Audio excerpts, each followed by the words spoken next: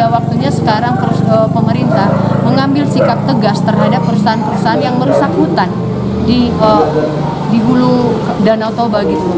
Karena Tele ini saya lihat dalam 10 tahun terakhir itu hampir terjadi bencana yang terus-menerus. Yang terkena dampak dari krisis iklim ini kan masyarakat kecil ya. Harus ada langkah serius selain mengevaluasi izin-izin perusahaan tersebut. Di samping itu juga apa sebenarnya langkah konkret dari pemerintah?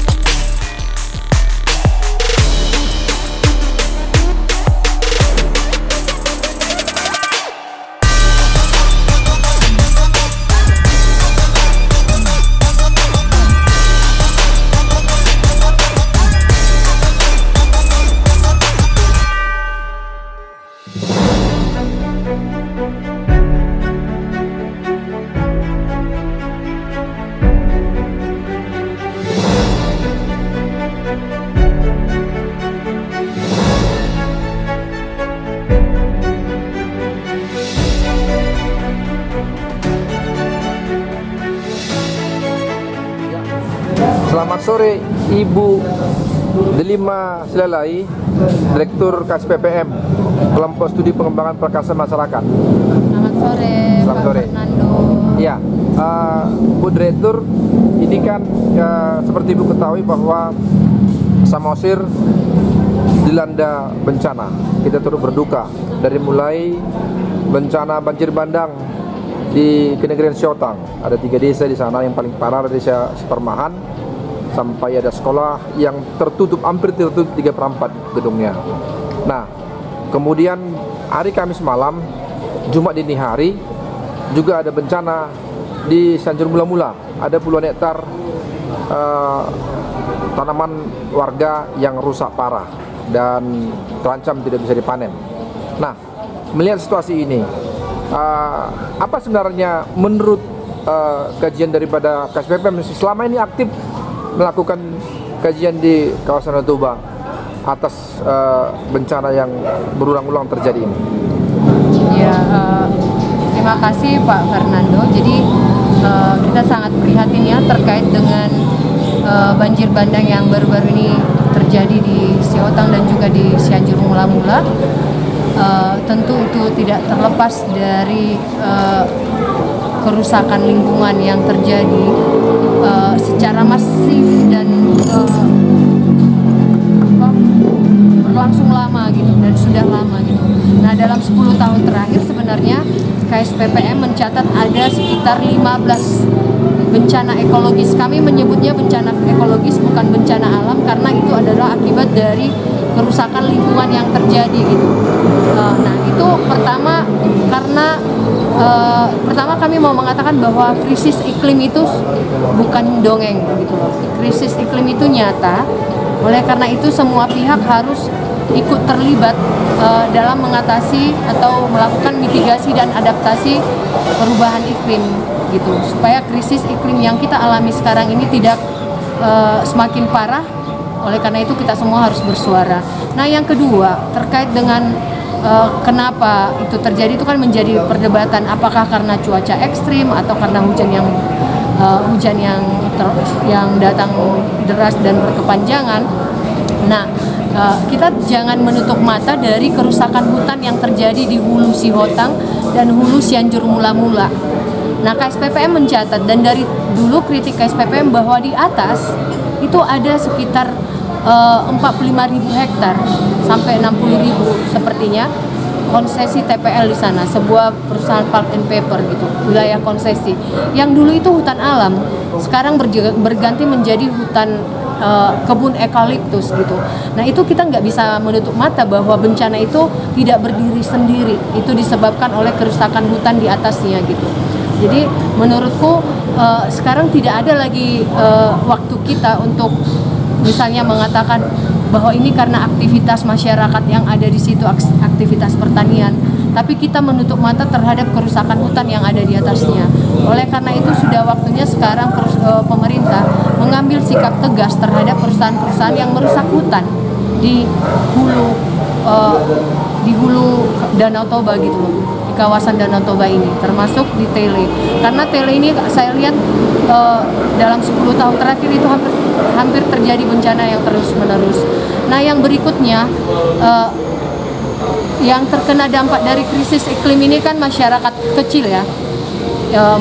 Mereka mengalami trauma, mereka kehilangan sawah ladangnya, mereka kehilangan sanak saudaranya. Nah, tidak cukup hanya di saat ini, harus ada langkah serius selain mengevaluasi izin-izin perusahaan tersebut. Di samping itu juga apa sebenarnya langkah konkret dari pemerintah untuk supaya hal ini tidak terjadi lagi gitu. Nah, saya tidak tahu ya apakah di Samosir ini sudah ada rencana aksi daerah mitigasi dan adaptasi perubahan iklim gitu. Karena lagi-lagi dari pengalaman kami dari satu bencana ke bencana lain, para korban ini tidak mendapatkan haknya untuk memulihkan ladangnya, memulihkan sawahnya, atau memulihkan rumahnya gitu. Katanya anggarannya tidak cukup gitu. Padahal sebenarnya ada banyak sekarang anggaran-anggaran untuk mitigasi dan adaptasi perubahan iklim. Nah, pertanyaannya apa yang harus dilakukan pemerintah kabupaten dan stakeholdernya untuk mendapatkan anggaran mitigasi yang ada di kementerian atau pemerintah pusat? Iya, jadi misalnya daerah ini harus memiliki pertama dulu rencana aksi daerah. Perubahan iklimnya gitu loh, harus serius, itu harus ada, karena krisis iklim itu lagi-lagi nggak dongeng, dia udah nyata terjadi rutin gitu. Itu terkait dengan aksi mitigasi dan adaptasi perubahan iklimnya, dia harus melindungi rakyat-rakyat kecil yang korban-korban pembangunan itu gitu. Nah yang pertama yang harus dilakukan pemerintah, mengevaluasi semua izin-izin perusahaan yang merusak hutan di hulu gitu.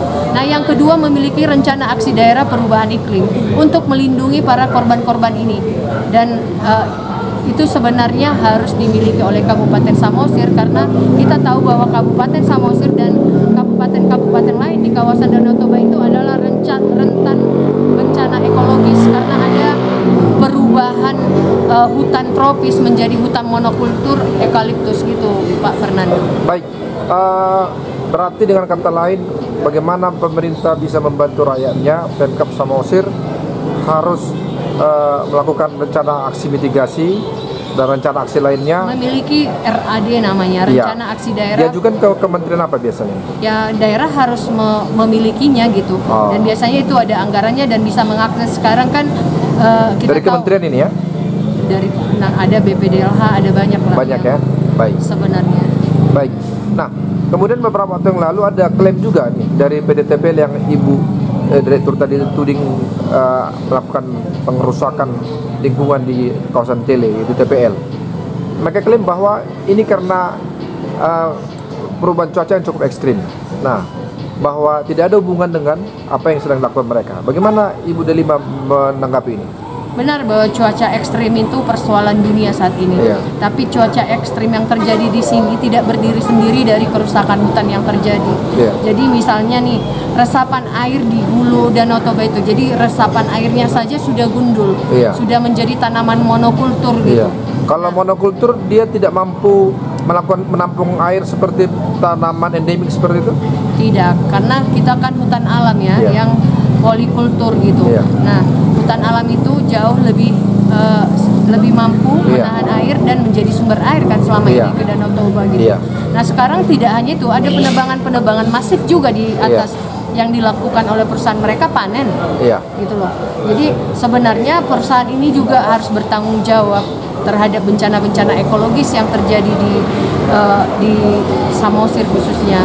Nah, lagi-lagi kan pemerintah ketika pasca bencana selalu mengatakan tidak ada anggaran. Kalau memang negara atau pemerintah tidak memiliki anggaran, ya perusahaan penyebab bencana itu yang harus dihentikan gitu. Dihentikan. Karena kita lihat kerugian yang disebabkan saat ini. Misalnya ada kerugian sekolah ya, fasilitas publik, kantor desa, rumah penduduk, lahan-lahan yang untuk memulihkan ini bukan uang kecil. Iya. Dan daerah tidak memiliki anggaran. Nah, terus apa kontribusi perusahaan selama ini? Apakah seimbang dengan daya kerugian yang ditimbulkannya gitu? Sepertinya enggak, lebih banyak kerugiannya gitu. Jadi pemerintah harus tegas. Bu Delima setuju nggak kalau misalkan pemerintah melakukan class action seperti itu? Ya, bagus juga gitu. Jadi pemerintah harus melindungi rakyatnya, bukan melindungi perusahaan gitu. Dan yang ketiga, serius menyusun rencana aksi daerah perubahan iklim. Rencana aksi daerah mitigasi dan adaptasi perubahan iklim. Dan sebenarnya setiap daerah diberikan kewenangan untuk itu. Gitu. Baik. Saat ini kan sering terdengar nih Pak, Bu Delima, walaupun masyarakatnya terkena bencana, tetapi pemerintah kabupaten sekawasan ini masih saja sangat menikmati bantuan-bantuan PT TPL setiap tahunnya. Bagaimana Ibu Delima menanggapi ini? Nah, saya sih nggak bisa menanggapinya ya Pak Fernando, biarlah pemerintah kabupaten yang menanggapi. Tapi saya hanya mengingatkan kembali bahwa negara atau pemerintah bertanggung jawab terhadap pemenuhan hak-hak masyarakatnya gitu loh, bukan menjadi hamba-hamba perusahaan gitu. Saya tidak menuduh, tapi harusnya pemerintah berpihak kepada rakyatnya. Kalau ada perusahaan-perusahaan atau ada kebijakan pembangunan yang merugikan rakyatnya, harusnya pemerintah daerah yang bersuara terlebih dahulu untuk melindungi warganya gitu loh. Baik, terima kasih Ibu Delima, sukses selalu. Horas. Terima kasih.